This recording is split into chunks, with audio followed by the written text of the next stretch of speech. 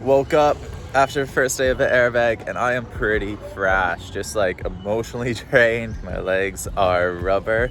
I'd probably be good enough to go ride again if it wasn't an extra 200 bucks per day. Getting ready for day two, I'm feeling super good today. Much more confident. The weather's nice and cool, but still bright. So we're gonna go focus on just having some fun on the bags, work on the form subconsciously, but hopefully get some new tricks, some new grabs, and just have fun out there. Day two is a wrap. I didn't manage to film midday recaps because it turns out on the weekends the airbag opens at 11:30 instead of 1:30. So I showed up and like the cars stopped running at 5. So I'm like, oh my God, I only got 3.5 hours to airbag it up. So I was just grinding, head down, lapping. And I was like, my plan going today, I was gonna just go in steezy, not worry about my form, just try to get some sick tricks. And I got humbled. I went for a front free. It went okay, pretty meh. And I was like, okay, I'll go straight into front 7. Washed out like crazy. Did not work at all. And that sort of shook me. Then the 30-minute break happened. I went over to the little kid airbag. Didn't film this because my phone was up top. But I went in and was like, okay, I'll do a couple cab underflips because I want to cab up 9 today.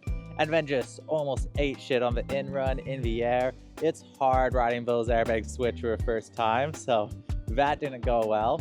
But I just had to sort of stew in that and was like, okay, sort of got me down, but I went and bounced back, went and did another front free, did a front 7 nose grab, and I was like, okay, let's give a front 10 a go. Front 10 didn't work. It turns out I was using the wrong kind of wax. I was using normal snowboard wax where you need a special airbag kind of wax. So I was going too slow. So I switched to backside and I had better luck with that. And I just spent the day grinding on my backside principles. Did a bunch of back frees, working on doing my transition from heels, flat base to toes a lot softer, staying a lot lighter on the edge. And it went well. Started to get some good back frees.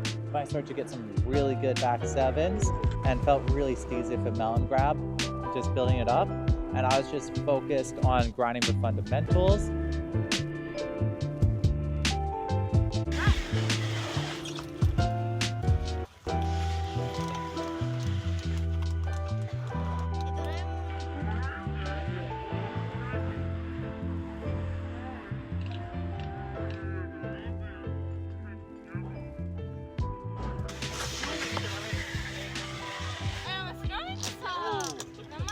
And it really worked because then I went to my flat back 10s, but it's a trick I struggle with.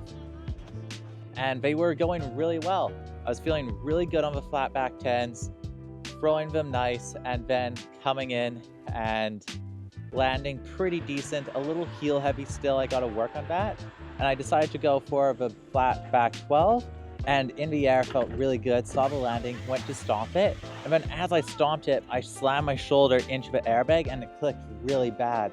So that was an instance where like a trick that I normally would have landed, I got more hurt on the airbag than I would have at snow because my legs flipped out, arm dug in, and then it just snapped back into place. So what I learned from that is make sure to be prepared for your legs slipping out when you're landing switch, because thinking about it, that was my first time landing like switch from a backside spin because I didn't do any back 5s, any back 9s. So I got to do that before I do some more back 12s because that wrecked me. Then I went back from there because I was getting pretty tired, did some back 7s, tried with the indie grab, and learned I do not know how to back 7 indie grab. That sucks for me. It just goes and I really rely on leading with my back arm for a back 7. And I just couldn't do that with the indie. So if I want to get that trick, I'm going to go and put in some work and build on that even more. But I just did a few more back frees. What I learned from today is first, the backside techniques I've been thinking about and trying to implement worked.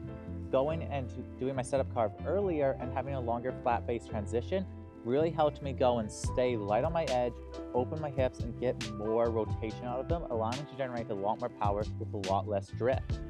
The other really important thing I learned is my frontside takeoffs and cab takeoffs are not good enough to be able to go and do the tricks I want to do on the bag.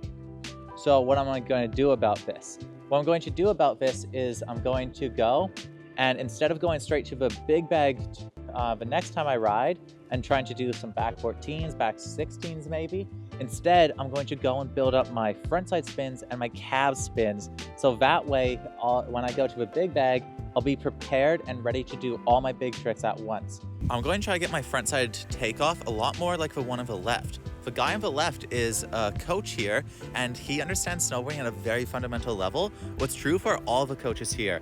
It's blowing me away at how talented and how knowledgeable the different snowboarding coaches are at this facility. So the reason why his takeoff is so much better than mine has to do with edge pressure and body angle. If we zoom in, you can see that when he's coming for the in-run, he's keeping himself stacked completely over top of his board, where I'm having a slight lean. What this is doing is it's making it so I have more sideways pressure. So when I try to go through the transition, I'm skirting a little bit across, what's making it so it's harder for me to load up straight because I need to go and counterbalance in order to not go and continue sliding across the slope. Where since he's staying taller and lighter on his edge, he's able to go and continue up the jump and transition to heels without any extra sideways momentum causing him to slide. This is allowing him to stay more tall over his snowboard, making it so when he goes and transitions to his heels, he can go and hold a straighter line and he doesn't go and have his body to start angling. And so it goes toe edge, flat based, heels, loading up in this nice stack position, fully pointed, and that's going to let me go and get a straighter takeoff, will hopefully let me get much more power. Because if we just go and watch both these front frees side by side, you can see that we're taking the same speed, hitting the same jump, yet he's getting more airtime than me, and that's just because he has a better front side approach and takeoff. Comparing my backside spins from 2 days, there's a few differences that I'm very excited about. Don't mind that they're 2 different tricks. My backside takeoff should be the same for every single spin, so that isn't a factor. So the first thing that I changed is getting on my heel edge a lot earlier. You can see that as I'm going through the center of the jump, I'm completely in my heel edge carve position, where on my first day, I was still tall going straight at the jump. What this does is it lets me transition to my toes sooner, allowing me to be flat base, stacked over top of my board through the spoon of a jump. Where on the right here, you can see that I'm still hunched over, high heel pressure, while going through the spoon of a jump with a high G-force area. So this flat base, stack over the board position is a lot nicer because it's going to make it so the kick of the jump is easier to absorb.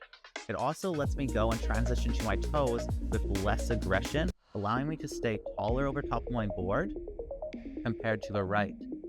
And the reason why this is so beneficial is it lets you go and wind up more with your upper body while going and staying taller over your snowboard.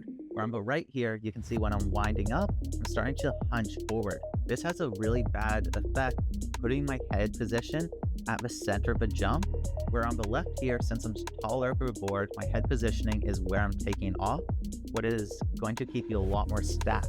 And that makes it so when you throw off the end of the takeoff, you're able to throw more towards the tail of your snowboard, getting more power and more snap, versus here, you can see that I'm sort of leaning forward. So this was really exciting because it showed to me that the Japanese technique of doing these approaches, doing these takeoffs really works, and there's some serious benefits that will be applicable on every single one of my backside spins. I still have a few changes I want to make. I want to get on my heels even earlier so I can get flat base sooner and hold this position longer, hopefully letting me stay even more stacked and keep my head looking even more towards the right. And that's going to just hopefully give me even more power and less drift, because I still have a little bit of drift here, but it's a great first step. I'm going to keep implementing this, keep improving it, and I'm very excited. I came here thinking that what I'd be working on is bigger tricks, bigger spins, but instead I'm spotting things in my fundamental snowboarding that I can improve, and that to me is what makes you a truly good snowboarder. So being here and having the opportunity to improve my fundamentals is more than I could have ever asked for. It's making me really appreciate the experience. Plan for the next day riding is to go fix this front side of takeoff and try to get my cab takeoffs better. I'm going to do this by focusing on staying more stacked over my board and relying much less on edge pressure, just like I did for the backside spins. So this was a very good day. I went and got a good back 12, even if I got hurt from it. I went and learned a weakness on my backside spins, and I learned a way to improve my frontside spins. So I'm going to go think about this, try dial it in, and then next day I'm going to go do what I did for my backside spins, for my frontside spins, and then take it all together in a few days and hopefully have an awesome day on the biggest airbag. So thanks for joining me again today. I'm going to keep on continuing these vlogs, keep tracking with my progression. If you want, you can like, comment on the video. It helps boost engagement and that boosts my endorphins. And yeah, thanks for watching. We'll be back soon. Cheers. What do you like about riding the airbag? I think it's pretty good. It's like because like when you're landing, it's like you will land like very soft. Because if you fall, you don't have to worry. Yeah. What's your favorite trick? My favorite trick is front threes. Because it's like it's not like it's pretty fun and it's not too big that like and it's like the spin is not too big and it's not really like small, so it's kind of boring if it's too small. Like don't like spin too early. If you spin too early, you'll like you don't get enough like speed like to go like very high. So sometimes you just like land not really like straight.